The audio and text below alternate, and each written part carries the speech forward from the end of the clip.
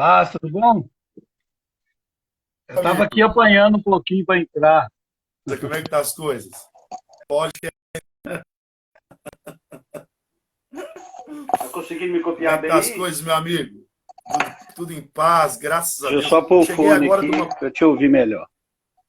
cheguei Pronto. agora, tava dando a posse a um pastor aqui na região. É, Acabei de você foi lá dar chegar. posse, né? Acabei de chegar. Acabei de chegar. Mas a turma já está entrando aí, tô vendo pessoas. Parece que o Tiago entrou aí. Ele estava perguntando, cadê você, tio? Parece que era o Tiago. É, mesmo. É ele Sei. mesmo. Pois é. Depois, pastor, nós vamos marcar com o pastor Tiago que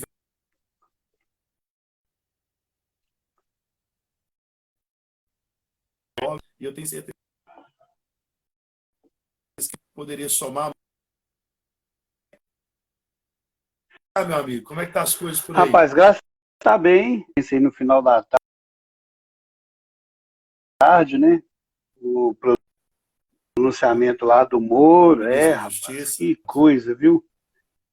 É nosso presidente, viu? Porque a gente pensa que as coisas estão caminhando com idade, acontecendo alguma turbulência, mas esperamos que, como ele diz mesmo, né, conhecereis a verdade vos libertará. Vamos acreditar, né, que nós estamos na verdade É, aí com ele. eu até coloquei no meu status, pastor Luiz, que nós um dia de consagração, um jejum inédito na nação, né? Praticamente todas as denominações entregando.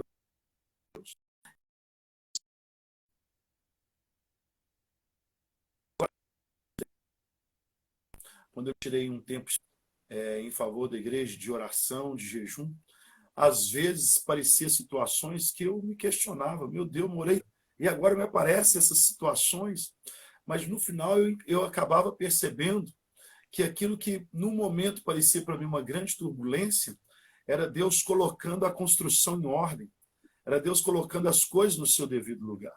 Então eu acredito que esse jejum que foi feito por toda a nação, ele vai trazer coisas no Brasil que no momento que daqui a pouco a gente vai olhar e vai dizer realmente Deus estava trabalhando e eu, como coloquei no meu status, eu continuo crendo em nome de Jesus. Continuo crendo. É verdade, eu também, não é a primeira vez, né, que Deus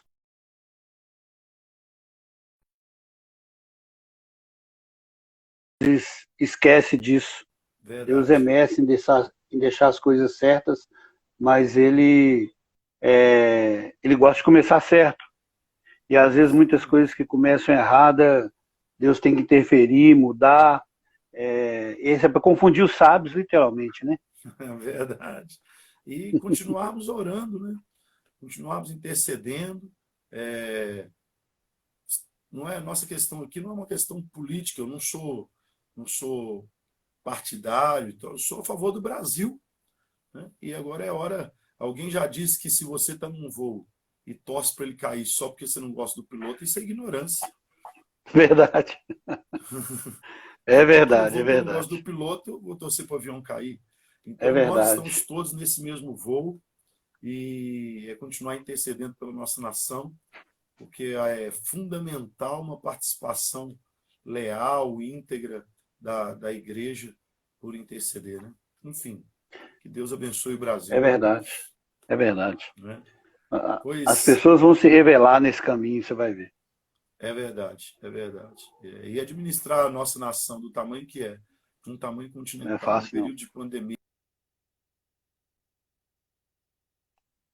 mas vamos orar que a verdade realmente esteja sobre a nação do Brasil como inteiro e a gente possa experimentar um tempo de avivamento. É nisso que nós temos. Verdade, verdade. De novo aí, eu acompanhei desde segunda, eu consegui estar presente no horário certo, mas assim, foi muito bom mesmo. Tem sido aí, assim, Deus tem te abençoado muito. Essa ideia ela foi simplesmente assim maravilhosa. Eu acho que o seu líder que está te acompanhando aí, essa semana ele cresceu em uns 2 anos, ouvindo essas É pessoas verdade. que são pioneiras, né? Uhum. Bateu o facão em fechada e agora tem o que falar e Beleza. tem que nos ensinar com certeza. É verdade, pastor. A gente tem sido, de fato, agraciado. Desde segunda-feira, começou com o pastor Samuel Vilon. Foi extraordinário o que ele trouxe sobre TSD. Né? Na terça-feira, o pastor Patrick falando sobre cura na vida do líder. Ontem, com o pastor Itamar, ele trouxe 7 pontos, assim, pontuou muito bem as necessidades de um líder para crescimento. E hoje está com o senhor que todo mundo sabe, para mim é um amigo, um consolidador, um confidente, alguém que Amém. tem abençoado muito a minha vida. Eu te agradeço de coração. Aliás, a primeira pessoa com quem falei a respeito da ideia foi com você, né? Eu Verdade, logo fui escutar verdade. toda e tal, Verdade. e aí veio toda a sua motivação, apoio que sempre tem nos dado em tudo que a gente vai fazer e até nos contatos, e por isso a gente tem colhido nessa semana, uma semana assim extraordinária, extraordinária. Tem sido muito bom. E eu quero te agradecer desde já a disponibilidade de estar com a Amém. gente aqui, né?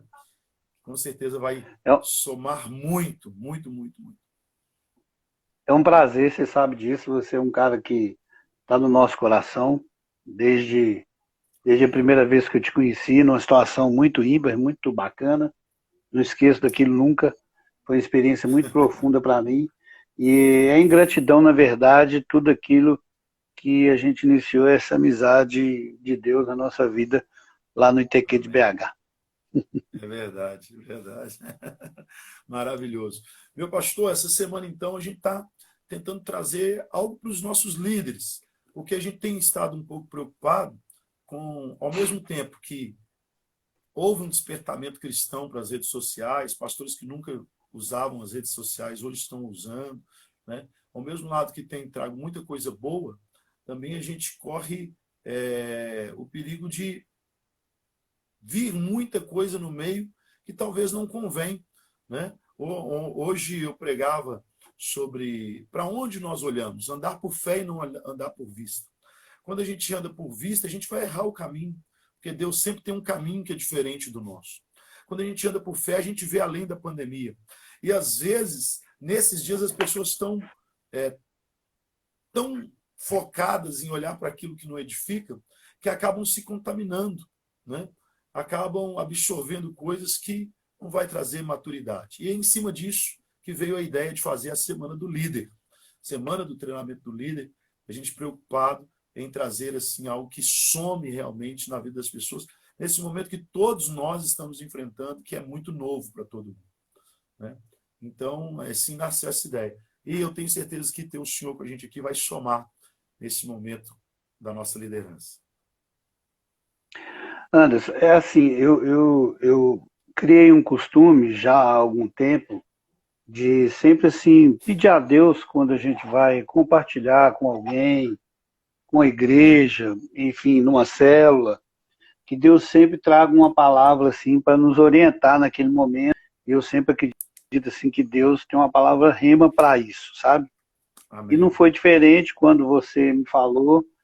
Achei a ideia top. Eu acho que com quase certeza você está Uhum. fazendo uma semana aí que muitas pessoas, muitos pastores, pastores titulares de igreja, superintendentes, gostariam de estar fazendo na sua igreja, que você convidou e trouxe aqui para compartilhar a sua experiência. Jesus ele disse assim que nós seríamos a nossa testemunha, então o que esses pastores têm falado nessa semana com você é exatamente isso, aquilo que eles Uhum. têm vivido nessa caminhada na visão celular. E Verdade. eu gosto muito assim que esse período que a gente tem feito aqui em Minas, de 21 dias de jejum da vitória, foi nos orientado a ler o livro de Atos e achei interessante que eu já estava fazendo isso com a Uhum. perspectiva assim de entender um pouco mais aquela igreja que Jesus ensinou a ser igreja naquele tempo, sabe?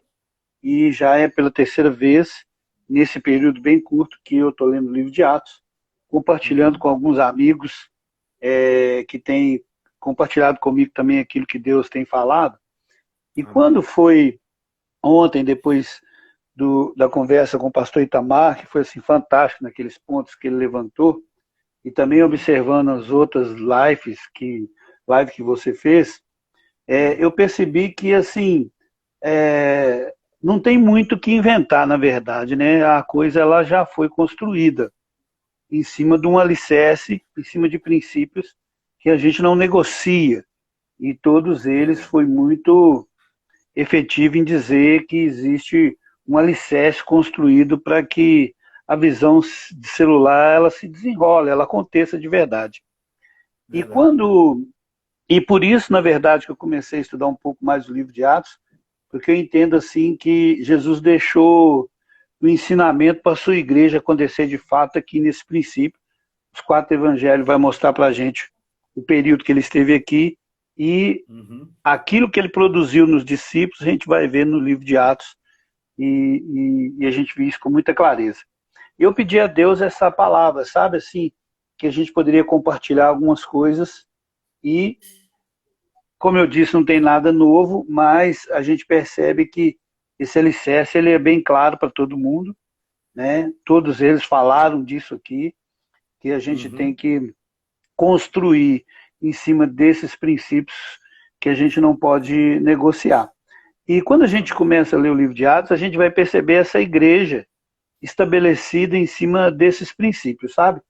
Mas uma coisa que me chamou a atenção, na verdade, está no livro de Atos, capítulo 1, versículo 9, que diz assim: depois de ter dito isto, foi elevado às alturas à vista deles, e uma nuvem o encobriu dos seus olhos. E estando eles com os olhos fixos no céu, enquanto Jesus subia, eis que 2 homens vestidos de branco se puseram ao lado deles e lhes disseram: homens da Galileia,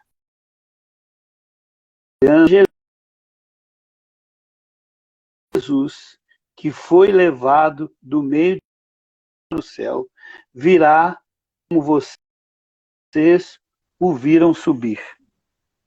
Rapaz, quando eu li isso aqui, assim, confesso a vocês que eu não entendi a princípio, sabe? Eu fiquei mesmo olhando aquilo que os discípulos estavam olhando, fiquei imaginando, eu ali naquele lugar, Jesus subindo, e eu ali, puxa vida, e agora o que eu vou fazer? Mas ele diz assim, que da mesma maneira que ele subiu, é a mesma maneira que ele vai voltar.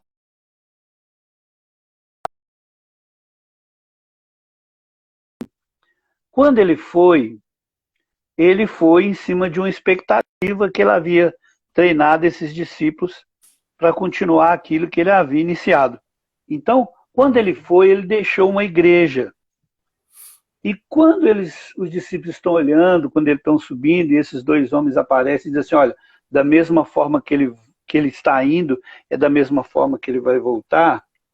Eu fiquei pensando comigo assim que, da mesma forma que ele deixou as coisas daqui, é a mesma forma que ele espera na volta de encontrar. Eu não consigo entender que ali ele estava deixando só uma visão de ida e que aqueles homens estavam dizendo assim: olha, ele vai voltar do mesmo jeito.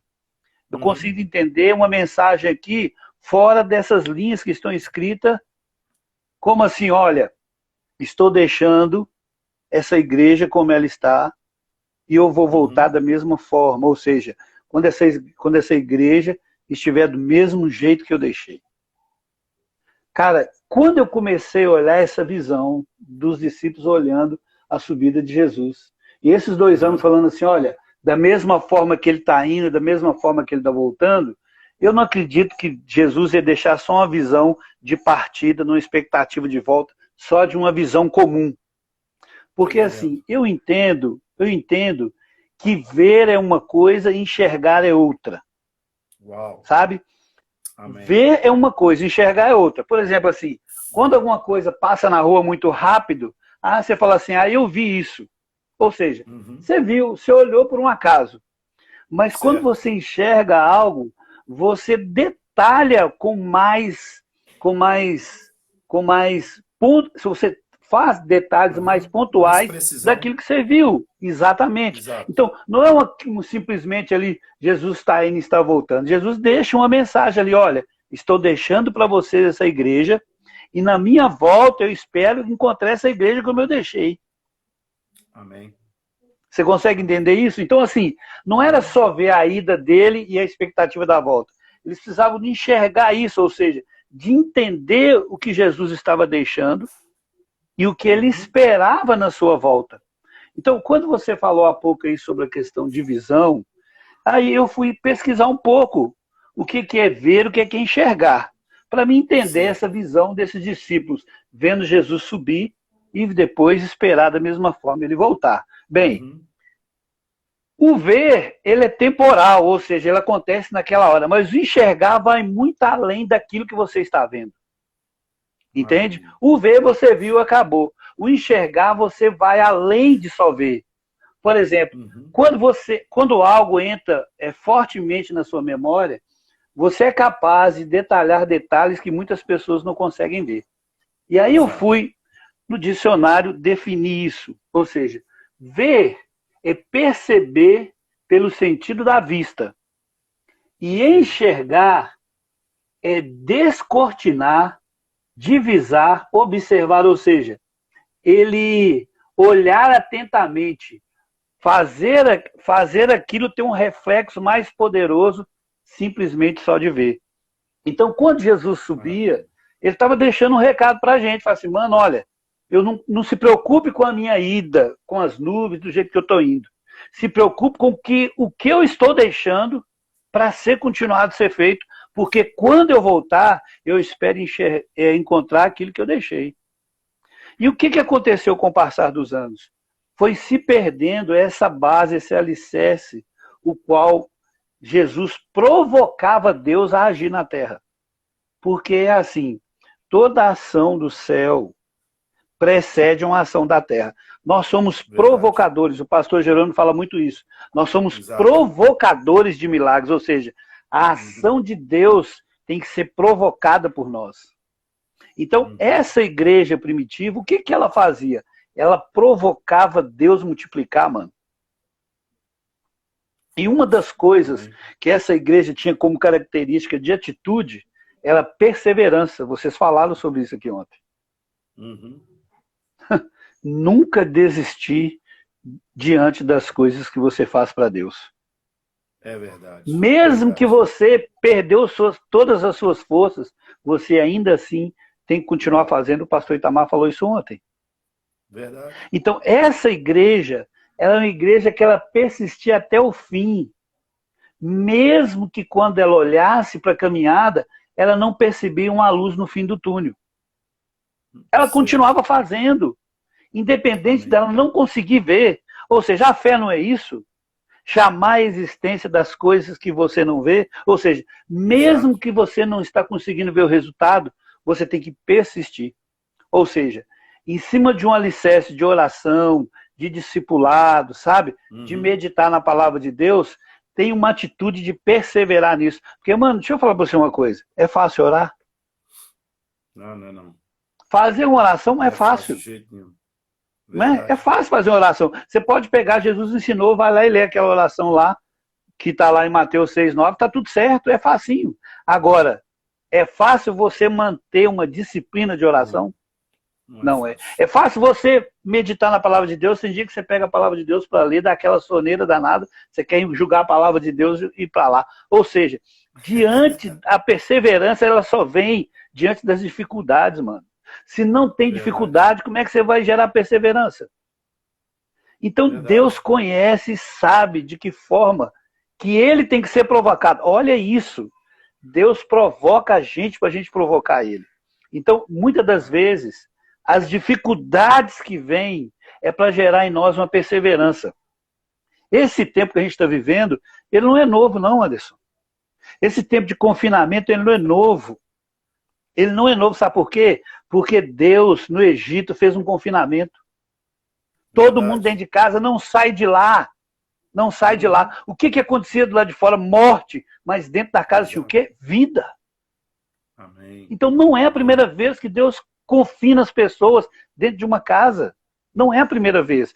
E olha, e todos aqueles que levou Deus para dentro de casa, pôde sair de dentro da casa com vida maior ainda. O pastor Aleluia. Itamar falou isso aqui ontem, mano, que a multiplicação das células será algo fenomenal. Sabe por quê? Porque as pessoas vão sair com mais vida lá de dentro.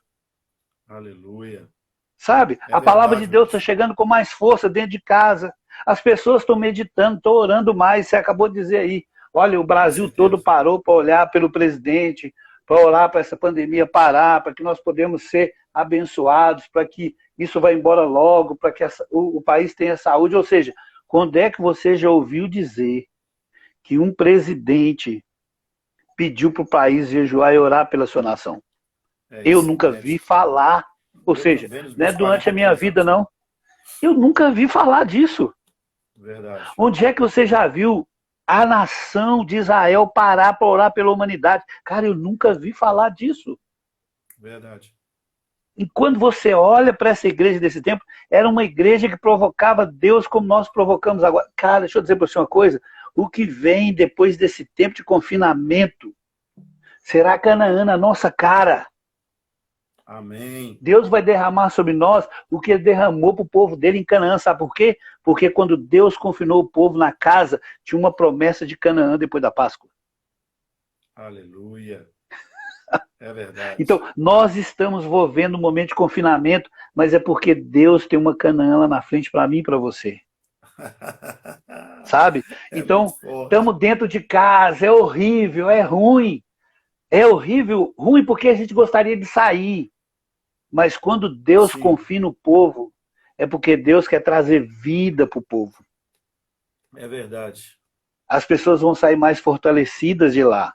Sabe? Você sabe o que Deus está precisando, está querendo fazer? A mesma coisa que ele queria fazer quando ele tirou o povo do Egito. Na verdade, tirar o povo do Egito era só um exercício. Deus queria tirar o Egito de dentro do povo. É E o verdade que mesmo. acontece? Nós temos um povo hoje preocupado com as coisas do mundo e esquecendo do reino de Deus. Então, quando Deus traz para dentro de casa, Deus quer falar, escute, preste atenção, deixa Deus entrar na sua casa. A Bíblia vai falar sobre casa, sobre vários aspectos. O Uhum. céu é casa, o templo de Deus é casa, eu e você somos Verdade. casas, não é? Então, assim, isso tem uma conotação muito importante para Deus. Casa remete a gente um monte de coisas. Lugar seguro, Uhum. lugar que você tem intimidade, né? Por exemplo, assim, quando você está conversando com alguém que você vai apresentar ele para outra pessoa, o que você fala? Esse é de casa. O que significa isso? É verdade. É Que ele próximo, tem é intimidade íntimo. com você, é Com íntimo, é certeza. cara que frequenta a sua casa. Então, quando nós vamos para esse ambiente, Deus está trazendo a gente para esse ambiente de alicerce, de intimidade. Deus quer tratar conosco na nossa intimidade.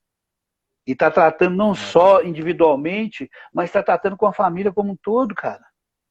Então a gente não Verdade. pode olhar a visão nossa para esse momento, ela não pode ser uma visão de desgraça, a não ser uma visão que a gente precisa de ser provocado para que a gente possa provocar Deus, para que Deus possa trazer algo sobre nós que ainda a gente nunca teve. Maravilha. Maravilha. E a gente aprender a valorizar os princípios básicos, né? Eu digo sempre, pastor, que Deus, ele poderia, por tudo que o Senhor é, ele é tudo, ele poderia ter escolhido qualquer nome para si, né? A gente sabe que ele tem vários nomes que os judeus chamam, a gente prega sobre esses nomes, Jeová Shalom, Jeová Rafá, Jeová Tzidkenu. Ele poderia ter escolhido qualquer um desses nomes. Mas quando Jesus vai ensinar a gente a orar, ele ensina a gente a começar chamando Deus de Pai. Por quê? Porque Deus está trazendo esses valores, mostrando a intensidade desses valores que o senhor acabou de dizer. Os valores de termos Deus dentro de casa.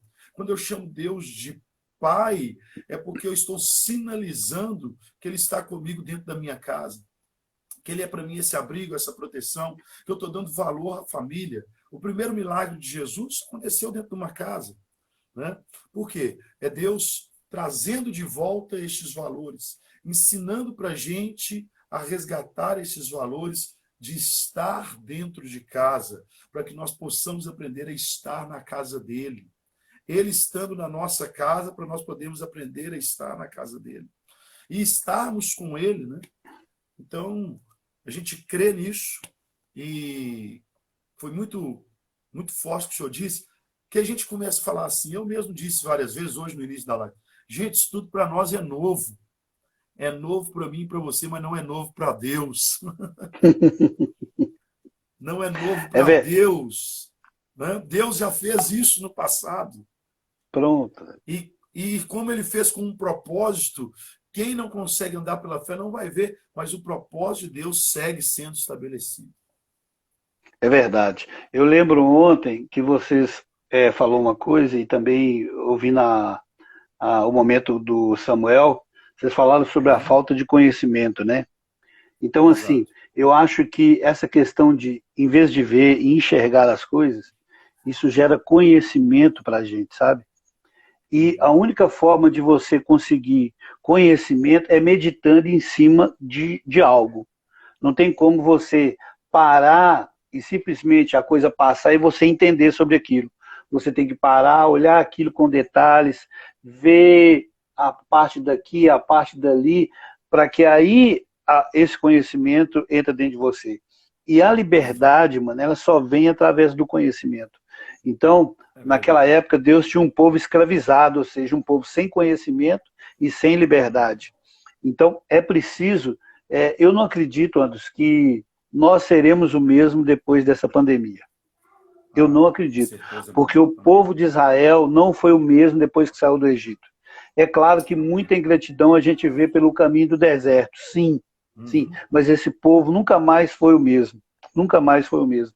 Então, eu estava ouvindo uma live agora de um empresário aqui de Belo Horizonte, que ele é da Igreja Batista, e ele tem 5 filhos, 3 são pastores, ele já está com quase 60 anos, 3 são pastores, e 2, um trabalha no terceiro setor, com ONG, fazendo trabalho de assistência social, e o outro trabalha com ele na empresa. Esse cara, mais ou menos uns 20 anos atrás, ele teve uma oportunidade de participar de uma reunião do Benihim aqui em Belo Horizonte, sabe? Belo Horizonte não, acho que foi em São Paulo, se me falha a memória.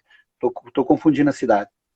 E ele fala que ele tem quase 2 metros de altura e o Benihim, naquela época, pegava aqueles paletós, né?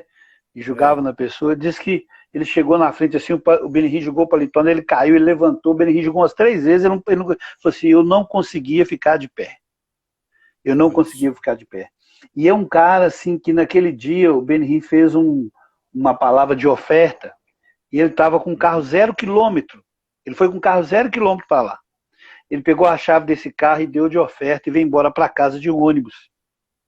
Meu Deus. E hoje aqui em Belo Horizonte ele é um dos maiores empresários de transporte rodoviários aqui. Jesus. E toda a família envolvida no ministério e principalmente na área de missões. Tem um filho dele, inclusive, que é pastor na Europa, acho que na Inglaterra, não lembro o nome da cidade.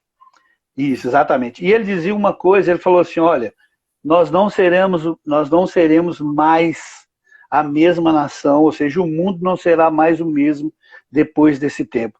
E se a gente olhar as ações de Deus, a gente percebe que Deus sempre, quando ele percebeu que a terra toda estava destoando daquilo que Deus tinha pensado para a terra, ele trouxe coisas assim muito pontuais para mudar a direção, ou seja, através da mudança do conhecimento, do entendimento da cabeça das pessoas, mudar a direção para o povo andar. Então ele estava falando sobre isso, e eu vou dizer para você uma coisa, eu comungo com isso. Por quê? Porque assim, olha, as grandes oportunidades estão fundamentadas em cima de necessidades. Preste bem atenção, todo grande negócio ele é fundamentado em cima de uma grande necessidade. Ou seja, por exemplo, supermercado é um grande negócio. Raramente você vai ver alguém dizer que abriu um negócio de supermercado e se deu mal. Só se o cara for muito ruim administrador. Porque comida todo mundo precisa. É uma grande necessidade. Todo mundo precisa. Pronto. E se você olhar hoje o supermercado, onde é que você vê mais pessoas comprando coisas para levar para dentro de casa, num tempo que ninguém está ganhando dinheiro. Mas o supermercado continua ganhando. Então, ele trouxe esse raciocínio para dentro da igreja, sabe? Ele diz o seguinte, assim, olha, nunca se falou tanto de Deus nas redes sociais como se fala hoje. Nunca se alcançou, a palavra de Deus nunca foi tão penetrante dentro das casas como está acontecendo hoje. Ou seja, Deus tem um propósito muito maior do que o coronavírus para a humanidade. O coronavírus é simplesmente um divisor de água daquilo que a humanidade foi antes e daquilo que a humanidade vai ser agora. Ele dizia antes que 60% dos funcionários da empresa dele não vai precisar mais voltar para a empresa para trabalhar, eles vão trabalhar das suas casas. Olha isso. A relação de emprego, ela vai mudar. Por quê? Porque as empresas estão descobrindo que muitas atividades que ela precisava deslocar alguém, gastar muito mais para levar até a empresa, ele está vendo que agora, se ele se ajustar nesse novo tempo, ele não vai precisar mais, sabe? Verdade. Então, assim, eu acredito nisso que ele disse. A igreja também ela precisa de se ater para isso. Nós estamos vivendo um momento que ele vai transformar a humanidade e a igreja precisa estar atenta para isso. E quando você faz um trabalho de uma semana na sua igreja, traz essas pessoas para falar de todas as coisas que vão alicerçar, né, que vão fortalecer, na verdade, o alicerce que você já desenvolve aí, é porque a construção que vem em cima, mano, ela é maior que a construção que está hoje aí. Porque assim, olha, os princípios do alicerce você não muda, mas a estrutura você muda. Então, se você vai construir um barraco, é um alicerce. Se você vai construir uma casa, é outro alicerce. Se você vai construir um edifício, é outro alicerce. Então, o que Deus está chamando a atenção para a igreja? Vocês precisam de construir um alicerce, porque eu vou construir algo muito maior daquilo que vocês têm hoje aí. Sabe? Então, assim, você parte na frente com relação a isso. Todo líder seu tem que glorificar muito a Deus por tudo aquilo que ele está recebendo essa semana. Porque está fazendo ele relembrar muitas coisas, está fazendo ele fortalecer muitas coisas, está fazendo ele meditar mais na palavra de Deus, está fazendo ele orar mais, está fazendo ele prestar mais atenção nas coisas de Deus. Ele mesmo está levando para dentro da casa dele a palavra de Deus. Então, assim, Deus está fortalecendo os alicerces para trazer uma construção nova, mano. E aí, vou dizer para você uma coisa, as células vão multiplicar porque as pessoas não vão suportar ficar sem Deus dentro da casa delas. É verdade. Quanto tempo? É mais de 21, é mais de 40 dias. A psicologia explica que todo hábito que a gente cria precisa desse tempo de 21 a 40 dias para você fixar isso. Cara, esse povo vão começar a ficar atrás de life agora falando de Deus. Então, quando você fala que tem muita coisa acontecendo por aí, por isso que eu estou dizendo que essa semana é importante, sabe por quê? Porque você trouxe pessoas para falar daquilo que você fala. Porque essas pessoas estão na mesma visão que você está. Então, o líder da sua igreja não precisa de outro lugar buscar. Porque você disponibilizou durante uma semana pessoas que estão dentro da sua mesma visão. Sabe o que é ruim? É quando as pessoas vão atrás de outras visões. E aí ela fica perdida. Daqui a pouco ela começa a pular daqui para lá, daqui para lá. Daqui a pouco ela está em lugar nenhum. Por quê? Porque ela perdeu a visão que Deus deu. Verdade. Então, assim, se você, dentro da sua casa, você trouxe da Igreja do Evangelho Congregacional que tem mais de tópico para as pessoas ouvirem sobre célula. Então a pessoa não pode perder essa oportunidade, mano. Sim, é pessoas que você pode falar assim, é o Itamar que está falando na live, igreja, pode ouvir porque esse cara está dentro da visão. Exato. Então assim, as pessoas não precisam de buscar no outro lugar. E não tá só, aí. Pastor, pessoas que estão dentro da visão, mas assim, pessoas que têm frutos na visão, pessoas que têm testemunho na família. É uma preocupação nossa, não só que a pessoa ela tenha uma visão a respeito da célula, do trilho de crescimento, mas que ela tenha uma vivência e ela também tenha base familiar, que ela tenha uma estrutura de família, de experiência ministerial, de igreja, para saber aquilo que nós, como pastores, temos vivenciado, né? E graças a Deus, todos vocês que têm estado conosco, vou chamar de time, esse time que nós conseguimos ter reunidos nesse dia, são pessoas que são referenciais para toda a igreja quadrangular e até para outras denominações, né? É verdade, é verdade. Então, assim, eu quero frisar muito isso. Por quê? Porque, assim, eu lembro que teve uma vez que Jesus chegou num lugar e ele ficou preocupado porque ele observou naquelas pessoas que elas se comportavam como ovelhas que não tinha pastor. Ou seja, olha a tristeza. Não ter pastor, cara, não significa, por exemplo, que ele não tem de jeito nenhum. Mas uma pessoa que tem muitos também não tem ninguém. Olha para você ver. Uma prostituta. Quando Jesus encontra com aquela samaritana, no posto lá de Jacó, o que ele fala? Você tem 5, mas não tem nenhum. Verdade. Ou seja, uma pessoa que não tem nada, ela pode não ter ninguém, ou então ela tem um monte. Então ela tem um monte também, ela não tem ninguém, porque ela não tem referência nenhuma. Então ela precisa de entender que ela precisa de uma referência. Então, por isso que eu achei muito interessante essa passagem aqui, quando Jesus sobe e os discípulos ficam olhando assim, e os dois homens falam assim, cara, olha, preste atenção na mensagem que ele está querendo dizer. Cara, ele está indo, mas quando ele voltar, ele vai voltar da mesma forma que ele foi, ou seja, ele está deixando uma coisa de um jeito, e quando ele vai voltar, ele vai querer do mesmo jeito que ele deixou, porque é aquela expectativa que ele tinha com tudo aquilo que ele ensinou. Então, não basta só você ficar olhando para a subida. Você tem que olhar o que ele deixou para ele subir. Porque alguém só sai de um lugar quando ele constrói algo e ele sabe que aquilo está do jeito que ele gostaria que tivesse. Então, quando ele sai, ele espera, tem uma expectativa que você vai continuar fazendo da mesma maneira que ele fazia, da mesma maneira que ele deixou. Você vai lembrar, tem um livro do pastor Joel Kominski, que eu esqueci o título aqui, mas é onde que ele fala da igreja de Elim, Paixão e Persistência. Paixão e Persistência. Lá ele explica uma coisa assim que eu acho que a gente vai entender bem o que eu estou querendo dizer.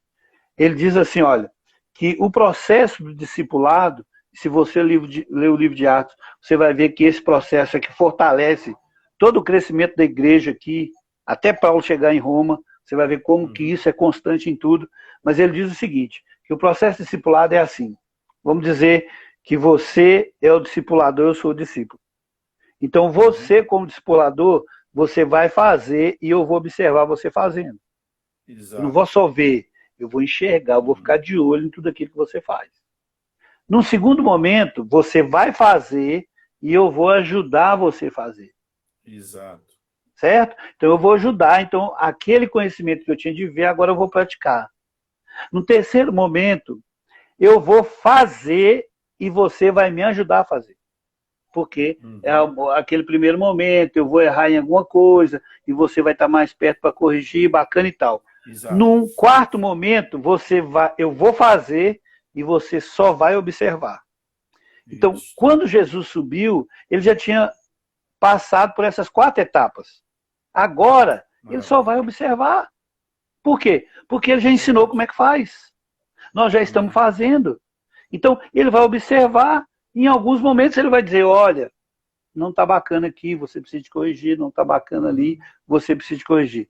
Anderson, se eu tivesse aqui na minha mão 2 garrafas de 2 litros de PET, e se eu te mostrasse uma garrafa verde lisa e uma garrafa branca com esse formato, sem ter nenhum tipo de descrição, você era capaz de me dizer qual era o refrigerante que estaria dentro daquelas garrafas. Por quê? Porque você já tem um prévio conhecimento daquilo. Exato. Você já viu, você já pagou um preço por aquilo e você já usufruiu daquilo. Certo? Viu, pagou um preço e usufruiu daquilo. Então, mesmo que não tenha a marca, você sabe dizer que aquela garrafa PET é daquele refrigerante. Verdade. Com a igreja é a mesma coisa. Você sabe o que eu acho que Deus está fazendo? A mesma coisa que ele fez aqui. Você sabe por que as pessoas iam para as casas? Porque elas eram perseguidas no templo. Exatamente. Eram perseguidas. Então, a casa era um lugar de segurança. Então, o que acontece? Nós precisamos desses momentos onde Deus provoca a gente a ficar quieto dentro da casa. Por quê? Porque ele precisa de trazer um tratamento específico para a gente. E a hora que a gente sair de lá, mano, a gente vai sair muito mais fortalecido, porque lá dentro a gente vai observar, a gente vai fazer, Deus vai nos ajudar a fazer, e depois a gente aprendeu, é só a gente sair para fora e fazer o que a gente aprendeu lá dentro a fazer. Ah, maravilha. Entende? Verdade. Num lugar de segurança, de tranquilidade, onde você se sente à vontade, Deus vai ensinar a você aquilo que você vai fazer nos outros lugares depois. Então, essa igreja, ela perseverava nesses princípios de oração, de discipulado, de treinamento e de prestação de contas. E aí, o que a Bíblia diz aqui? Que Deus observava esse alicerce e Deus construía a igreja através de pessoas. Não era de estrutura, era de pessoas. Ele está dizendo aqui, olha, e Deus acrescentava as almas, ou seja, a construção que Deus tem para construir não é um alicerce físico. E a igreja que ele vai construir não é uma construção física, é uma construção espiritual, ou seja, em cima de princípios, como oração, discipulado, treinamento e prestação de conta, Deus vai fazer a multiplicação de pessoas. Maravilha. Aí a igreja não vai ter espaço para crescer como ela deveria e como acontecia aqui. É verdade, verdade. Eu me lembro que, se não me engano, João 15, tem folha, memória um pouco na exatidão do capítulo, quando Jesus está fazendo aquela oração sacerdotal, que ele está intercedendo pelos discípulos ali, por todos que iriam crer nele ainda, e naquela oração ele chega e fala assim, Pai, eu concluí a obra que tu me confiastes. Se a gente não for um leitor atento, a gente vai deixar essa palavra passar despercebida, porque ele está falando que concluiu a obra, mas ele ainda não tinha morrido na cruz do Calvário. Mas como é que ele concluiu a obra? Sendo que nem para lá ela foi ainda, né, mano? Se nem na cruz ele tinha ido. Ele estava falando sobre o quê? Sobre esse trabalho que ele fez nos discípulos. Esse processo que ele implantou nos discípulos. Ele chegou ao ponto de dizer assim, ó, agora eu e eles somos um. Assim como eu e o Senhor somos um, eles agora são um comigo.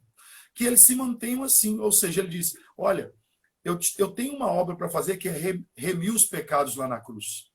Mas não adiantaria eu remir o pecado na cruz se eu não fizesse os discípulos para continuar a obra. Então essa obra de fazer o discípulo já está concluída, eu já posso ir para lá. Porque agora eu já posso morrer, porque eles estão não mais me vendo, eles estão me enxergando e eles vão poder continuar aquilo que eu comecei a fazer. Olha, você já parou para pensar que a intimidade de dois casais dentro de casa é diferente fora dela? Com certeza. Você já parou para pensar que a intimidade dentro de casa é intimidade de verdade, mas fora da casa é prostituição? Verdade. Então, qual é o ambiente que Deus trouxe a gente? De uma intimidade que gera filhos. Da intimidade. Isso, intimidade que gera filhos e não pecado, mano. Quem me conhece de verdade são as pessoas da minha casa. Ali você é o que você é de verdade. Fora, cara, você pode parecer que é, mas não ser. Dentro de casa, nem que você queira não ser, você é. Não tem como você não ser. Não tem como você não ser. Então, assim, eu penso que Deus está trazendo a gente para dentro de casa para criar esse alicerce espiritual, para a gente dar mais valor à vida, para a gente prestar atenção mais nas pessoas, para a gente se concentrar nas coisas de Deus, porque o que Ele tem para mim e para você, isso aqui vai ser fundamental. Porque se você continuar lendo o livro de Atos, mano, você vai ver esses caras morrendo aqui de cada jeito, doideira. Pensa nos caras perseguidos. Eu estava vendo aqui, Jesus conversando com Ananias antes de falar com Paulo, Jesus fala para Ananias assim, aqui, olha, eu estou chamando esse cara e esse cara vai sofrer na minha obra. Olha que chamado maluco. Antes, olha, você não vai ter nada, tudo vai ser ruim, vai ser uma porcaria, mas você quer? E Paulo falou assim, não, eu quero. Não, eu quero isso. Deus prosperou ele muito, fez muito. Olha, o 50%, isso aqui, ó, é uma Bíblia de estudo discipulado do Novo Testamento. 50% do que está escrito aqui foi esse cara que escreveu. É verdade. Então, cara, ficar dentro de casa é sacrifício aonde? Esse cara ficou 95% do tempo dele dentro de uma prisão. Verdade. E ele consegue escrever 50% do Novo Testamento, que tem uma referência maravilhosa para mim e para você aqui da Palavra de Deus. E aí? Ou seja, esse momento nosso é um momento que vai ecoar na eternidade, você pode ter certeza disso. Com certeza, meu pastor. Cara, nós compartilhamos algumas coisas. Pode falar. Como você estava dizendo que o povo de Israel, né, mesmo com todas as situações adversas que vieram, veio muita murmuração, mas aquilo marcou a história de Israel. Até hoje, Israel, quando vai falar da história deles, dizem, nós vencemos Faraó, nós vencemos o Egito, nós passamos o Mar Vermelho. Até hoje, isso para eles é um referencial. E se nós aproveitarmos com sabedoria, olhando firmemente para o autor e o consumador da nossa fé, nós estaremos marcando as próximas gerações até Jesus voltar. Se a gente estiver olhando firmemente para ele, em Hebreus capítulo 12, quero até fazer essa leitura aqui, em Hebreus capítulo 12, no versículo, nós começamos o assunto, o senhor falou sobre perseverança, não foi? Foi. No início a gente falando sobre perseverança. Então olha só, o que Hebreus 12, 2 diz? Portanto, a partir do versículo 1, também nós, visto que temos a rodear-nos tão grande nuvem de testemunho, livremos-nos de todo o peso do pecado que tão firmemente se apega a nós e corramos com perseverança a carreira que nos está proposta. Olhando firmemente, não é só dar uma olhadinha, né? Enxergando mesmo firmemente para o autor e consumador da fé, Jesus, o qual, em troca da alegria que lhe estava proposta, suportou a cruz. Por que Jesus suportou a cruz? Porque ele não só olhou, ele enxergou o que tinha por trás daquilo tudo. Ele conseguiu ver além da cruz, porque quem estava só olhando estava vendo a sexta-feira da paixão, estava vendo a cruz, a coroa de espinho, o prego, estava vendo a lança do lado, mas Jesus já estava vendo a gente remido e ele sentado à destra do Pai. Ele estava enxergando, olhando firmemente para o autor e consumador da fé, Jesus, o qual, em troca da alegria, depois de passar isso tudo, tem uma alegria nos esperando, tem uma Canaã na nossa frente, né? Ele estava proposto, suportou a cruz, sem se importar com a vergonha, e agora está sentado à direita do trono de Deus. Portanto, pensem naquele que suportou tamanha oposição dos pecadores contra si mesmo, para que vocês não se cansem e nem se desanimem. Eu acho que um grande desafio nosso nesse tempo, pastor, é não se cansar e não se desanimar. E a receita é enxergar mesmo o que Jesus deixou para a gente. É não ver só um Jesus que subiu, mas o que ele deixou para a gente continuar fazendo. Pronto, verdade. É porque eu não vejo de outra forma você conseguir vencer as coisas, sabe? Porque, assim, a maioria das pessoas, você acabou de dizer uma coisa aí que ela é muito forte. A maioria das pessoas, elas querem viver a Páscoa sem passar pela Sexta-feira da Paixão. Verdade. Mano, que valor tem uma Páscoa sem uma Sexta-feira da Paixão? Verdade. Não tem valor nenhum. Só que assim, mas você tem que entender que mesmo na Sexta-feira da Paixão, Jesus está com você. Pastor Jerônimo fez uma live recente agora, que eu gostei muito, do Salmo 23, que ele diz assim, deixa eu ver, até achei aqui, quer ver? É porque essa que eu tenho aqui é só do Novo Testamento. Isso. Quer ver uma coisa? Eu gosto de ler porque entendimento é uma coisa assim que às vezes só você falando não dá. Eu preciso de ver. Uhum. Ele leu esses dias, agora recente, fazendo uma live com o pastor Flammarion. Ele leu o seguinte: Certo. o Senhor é meu pastor e nada me faltará. Deitar-me faz em baços verdejantes, guia mansamente em águas tranquilas. Refrigera minha alma, guia-me nas veredas da justiça, por amor do seu nome.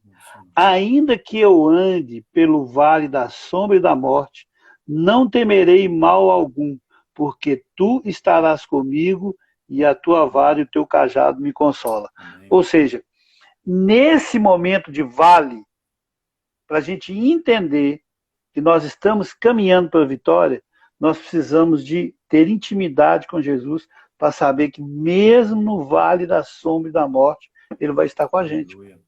Amém. Sabe? Ou Amém. seja, assim, ele não é um Deus que coloca você no vale e só vai encontrar, ou seja, ele é um Deus que coloca você na sexta-feira da paixão e só vai encontrar com você lá na Páscoa. Ele é um Deus que entra com você na sexta-feira da paixão e vai chegar junto com você na Páscoa. Aleluia. Sabe? Então, nós estamos nesse momento, assim, olha, de viver esse momento de vale com ele, porque Canaã, ele vai estar junto com a gente, cara. Então, ele é um Deus que começa e deixa você lá e só encontra com você no final. Ele é um Deus igual uma corrida de atleta que dá a largada e espera lá você com a bandeirinha no final. Oh, você chegou. Não, cara, ele é um Deus que dá a largada, vai junto com você e chega junto com você e balança a bandeirinha junto com você. Fala assim, ó, você venceu, Aleluia. porque você Que acreditou maravilha. que mesmo no percurso eu estava com você. Então, esse momento é Deus falando assim, escuta, olha, vocês precisam de mim para vencer. Vocês vão passar por vale da sombra e da morte, e se eu não tiver com vocês, vocês não vão chegar no final. Mas vocês querem ter a certeza que vocês vão chegar no final? Persevere e acredite que eu estou com vocês. Porque Jesus é a garantia da nossa vitória. A Bíblia diz assim, olha, nós somos mais que vencedores em Cristo. Não é só. A nossa vitória, ela depende de Cristo, que vai começar conosco e vai chegar conosco no final. Sabe? Então nós estamos nesse processo de vale de sombra e da morte, coladinho com ele. E aí, cara, quando ele percebe que as pessoas não entendem muito isso, ele traz um coronavírus para as pessoas ficarem próximas. Não é? Oh, esse Deus é maravilhoso, mano. Você sabe, a Bíblia diz assim que a humilhação, ela precede a glória, não é isso? Ela precede a honra, é ou não é? Rapaz, verdade. você já parou para pensar, Anderson, que Deus, o que Ele quer, na verdade, é o nosso amor? E Ele é capaz de se humilhar a esse ponto, de fazer a gente repensar muitas coisas? Deixa eu te fazer uma pergunta, e para você que está com a gente aí. Você gostaria de se relacionar com alguém que não gosta de você, que não está aí nem aí para você, que não presta atenção em você? Ninguém gostaria. A coisa pior do mundo é você estar do lado de pessoa que te menospreza, que não é grato, que não está nem aí para você. Agora, pensa num Deus que está atrás dessas pessoas só para sentir o amor delas. Sexta-feira da Paixão é um ato de humilhação, mas a Páscoa é um ato de honra. Amém. Ou seja, ele se humilhou na sexta para ser honrado na ressurreição no domingo. Maravilha. Nosso domingo está quase chegando. Em nome de Jesus. Esse sábado, esse sábado, né, o dia entre a sexta e o domingo, ele parece ser muito extenso, mas o que vem aí pela frente é muito grande. É apenas quando crucificaram Jesus, não entendiam que era só a sexta-feira. Pilatos não entendia que era só a sexta-feira. Os fariseus não entendiam que era só sexta-feira. Os discípulos não entendiam que era só sexta-feira, porque já tinha um domingo preparado. E ele está chegando. Em nome de Jesus, ele está chegando. E que a gente possa estar firme, reunidos com a nossa família, para que quando ele chegar a gente esteja junto, dando valor que de fato importa, né, meu pastor? É verdade, é verdade. Jesus. Que a gente nesse momento possa entender isso, sabe?